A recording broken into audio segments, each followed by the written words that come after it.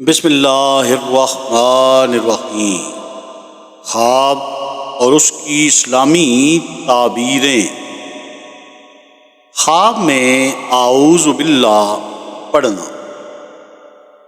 کوئی شخص خود کو خواب میں اعوذ باللہ من الشیطان الرجیم کثرت سے پڑھتے ہوئے دیکھے تو دلیل ہے کہ وہ علم نافع اور ہدایت کی دولت سے مالا مال ہوگا، دشمن سے مامون اور مالی لحاظ سے مستحکم ہوگا۔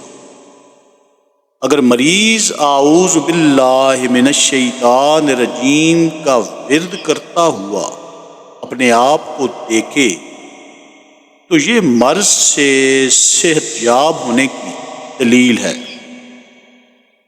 بس اوقات خواب میں اعوذ باللہ کے ورد کی تعبیر شریک کار کی خیانت سے مامون ہونے، نجاست سے پاک اور کفر سے اسلام کی طرف آنے سے تعبیر کی جاتی ہے۔